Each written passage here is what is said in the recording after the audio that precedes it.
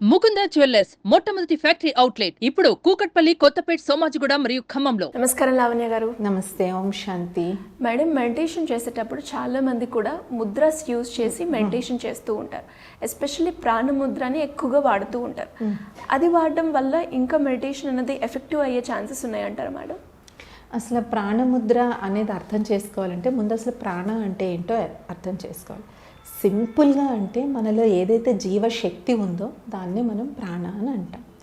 దీనికి అపాన, ఉదాన అనే ఇలాగ రకరకాల పేర్లు, వ్యాన అని చెప్పి ఇలాగ మన బాడీలో రకరకాల ఎనర్జీస్ అనేటువంటివి ఉంటాయి. ఫర్ ఎగ్జాంపుల్ ఇప్పుడు మన హార్ట్ బీట్ ఉంది, మన హార్ట్ కొట్టుకుంటుంది కదా, it needs one energy. So అది కూడా ఒక ప్రాణ అనుకోవచ్చు. ఆర్ డైజెషన్, మన డైజెషన్ ఏదైతే ఉందో మన డైజెషన్ కూడా ఒక ప్రక్రియ, it needs some energy. So అది కూడా ఒక రకమైనటువంటి ప్రాణ. ఇలాగ 5 రకాల ప్రాణాలు మన బాడీలో ఉన్నాయి. అలాగే ఎక్స్క్రీటరీ ఫంక్షన్ కూడా ఒక ప్రాణ అనేటువంటిది ఉంది.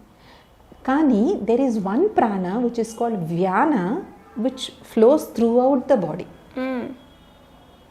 వ్యాన అనేటువంటి ఈ ప్రాణ ఏదైతే ఉందో 5 టైప్స్ ఆఫ్ ప్రాణాస్లో ఈ వ్యాన అనేటువంటి ప్రాణ ఏదైతే ఉందో ఇది మొత్తం బాడీ అంతా సంచరిస్తూ ఉంటుంది. ఎందుకంటే మొత్తం బాడీ అంతా మూవ్ అవ్వాలి, మొత్తం బాడీ అంతా యాక్టివిటీలో ఉండాలి. కాబట్టి ఈ వ్యాన ప్రాణ అనేటువంటిది మొత్తం బాడీ అంతా కూడా సంచరిస్తూ ఉంటుంది అన్నమాట. So the more and more ఈ వ్యాన ప్రాణాన్ని మనం స్టిమ్యులేట్ కానీ చేసినట్లయితే మనకి చాలా ఉత్తేజం అనేటువంటిది మనకి కలుగుతుంది.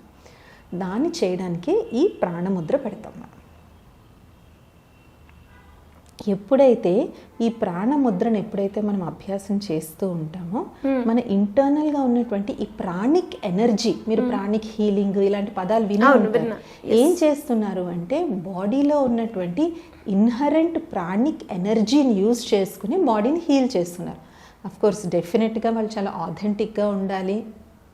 People should do lot of research before going to any pranic healer or anybody, because ఈ ఎనర్జీస్ని తప్పుగా వాడితే నష్టాలు కూడా ఉంటాయి. సో దాని గురించి మంచి ఒక ట్రైన్డ్ పర్సన్, ప్రొఫెషనల్ దగ్గరికే వెళ్ళి ఇలాంటి హీలింగ్స్ అన్నీ చేయించుకోవాలి.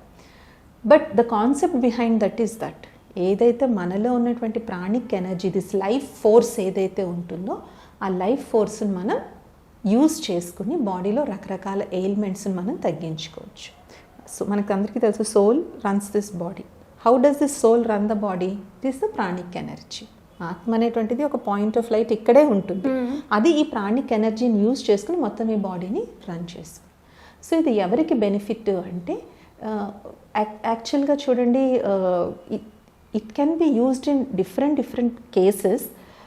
But actually when we do yoga therapy, యోగాని ఇప్పుడు థెరపీ రీజన్స్కి కూడా వాడుతున్నారు. అండ్ చాలా యూనివర్సిటీస్ నౌకి యోగా థెరపీటిక్ డిగ్రీస్ కదా. లాంగ్ స్టాండింగ్ ఇల్నెసెస్ ఎవరికైతే ఉంటాయో వాళ్ళకి ఎక్కువ ఈ ప్రాణముద్ర ప్రాక్టీస్ చేయిస్తారనమాట. ఎందుకు అంటే లాంగ్ స్టాండింగ్ ఇల్నెస్ ఎవరికైతే ఉంటుందో, లైక్ 30 years 40 years బట్ ఉండడం వల్ల ఈ బాడీలో ఉన్నటువంటి ఈ ప్రాణిక్ ఎనర్జీ ఏదైతే ఉంటుందో అది కొంచెం వీకెన్ అవుతూ ఉంటుంది.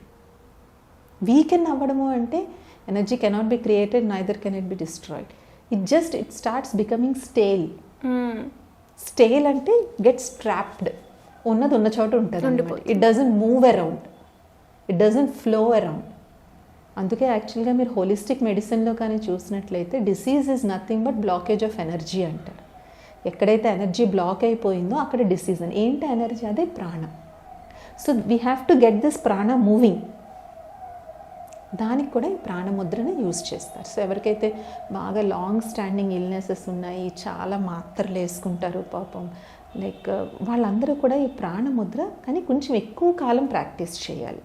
బట్ ఇది ఒక్కటి చేసేస్తే నాకు ఇది అవుతుందని కాదు. దీనికి అసోసియేటెడ్గా ఉన్నటువంటి వాట్ ఎవర్ మీ హెల్త్ ఎలాంటి యోగాని పర్మిట్ చేస్తుందో మీ డాక్టర్తో డిస్కస్ చేసి మీ ఫిజికల్ లిమిట్స్ బట్టి వీలైతే ఒక పర్సనల్ యోగా ట్రైనర్ని హైర్ చేసుకుని యోగా చేయొచ్చు. ఎందుకంటే చాలామందికి ఏంటుంటుందంటే ఒక చిన్న జబ్బు రాగానే అమ్మో నేను ఇంకేమీ ఐ కైండ్ ఆఫ్ లైక్ ఇన్కాపిటేటెడ్, నేను ఇంకేం చేయలేను అనుకుంటారు. But that is not true.